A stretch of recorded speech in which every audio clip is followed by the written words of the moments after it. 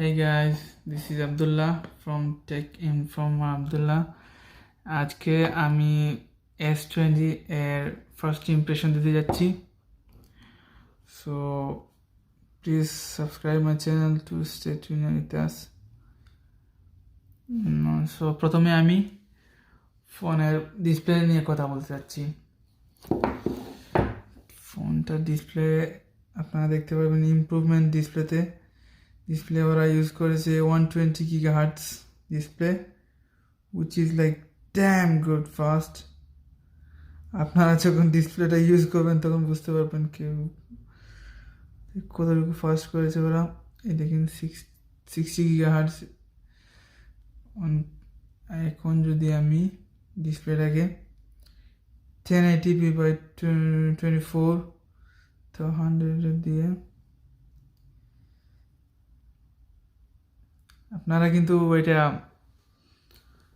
অনুভব করতে পারবেন না, ডিসপ্লেটা অনেক ফাস্ট দেওয়া হয়েছে।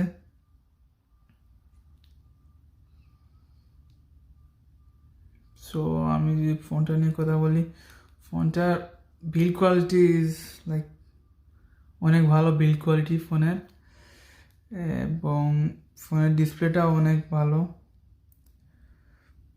সাউন্ড কোয়ালিটি বলতে গেলে সাউন্ড কোয়ালিটি অসম।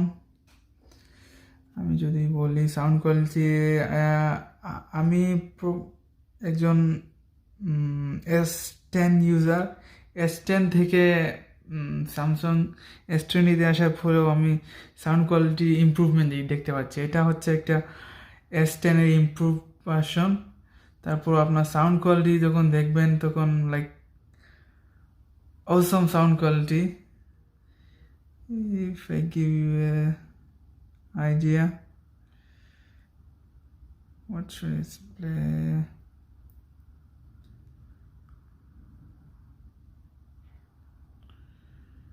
একটা আইডিয়া দিই আপনাদের কাছে।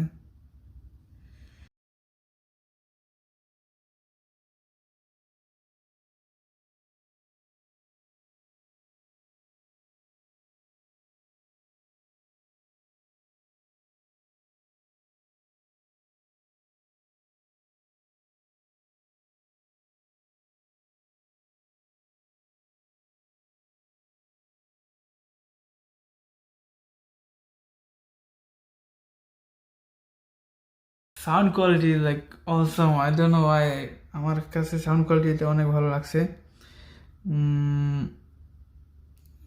লাইক ব্রাউজিং করার জন্য, লাইক স্ক্রলিং করলে আপনার বুঝতে পারবেন যে 120 লাইক অনেক ফাস্ট। আমি 60 GHz থেকে 120 ফাস্ট ইউজ করতেছি, তো আমার কাছে আরও ভালো লাগতেছে ফোনটা। 90 Hz পিক্সেল ইউজ করেছি, কিন্তু তারপরেও এরকম একটা ফিলিং পাওয়া যায় নাই। 120 is like more faster than anything. এবং ক্যামেরার দিকে বলতে গেলে রেয়ার ক্যামেরা অনেক ভালো করেছে, কিন্তু আমার কাছে ফ্রন্ট ক্যামেরাটা এত জোস লাগে নাই, জানি না কি জন্য। ফ্রন্ট ক্যামেরাটা মনে হয়েছে একটু ইমপ্রুভমেন্ট প্রয়োজন। ক্যামেরার অ্যাপারচার কমিয়ে দেওয়া হয়েছে। আগে 1.8 ছিল S10-এ, এবং S10 প্লাসে 1.8 ছিল। এখন অ্যাপারচার 2.2 দেওয়ার কারণে লো লাইট কোয়ালিটিটা একটু শার্প পাবেন আপনারা, কিন্তু ইমেজ কোয়ালিটিটা আমার কাছে মনে হয় যে একটু খারাপ, জানি না কি জন্য। এবং আর কি বলবো, ফাস্ট চার্জিং 45 ওয়াট পর্যন্ত সাপোর্ট করে। ফাস্ট চার্জিংও অনেক ভালো, চার্জ করে দেখলাম তো ফাস্ট চার্জিং অনেক ভালো। এই আর কি ফার্স্ট ইমপ্রেশন। আর আপনার বক্সের সাথে পাবেন কি পাবেন, বক্সের সাথে একটি চার্জার পাবেন। বক্স একটি চার্জার, এটা এখানে নাই, চার্জার থাকে।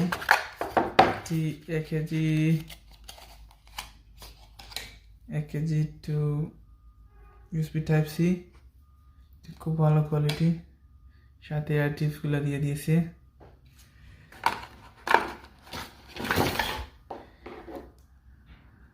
and that's it. The phone is like face unlock আমার কাছে মনে হয়েছে অনেকটা ফাস্ট করছে আগে থেকে, বাট ফিঙ্গারপ্রিন্ট আনলকটা আছে, ফাস্ট আছে, আগের মতোই আমার কাছে লাগছে ফিঙ্গারপ্রিন্ট আনতে আগের মতোই, তারপরেও একটু ইমপ্রুভমেন্ট লাগতেছে ফিঙ্গারপ্রিন্ট।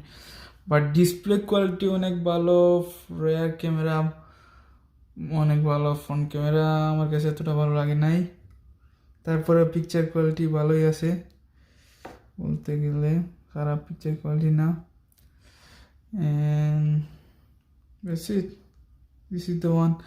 অ্যান্ড এটাতে এই স্ন্যাপড্রাগন 865 ইউজ করা হয়েছে। And this is the thing, আপনারা ইন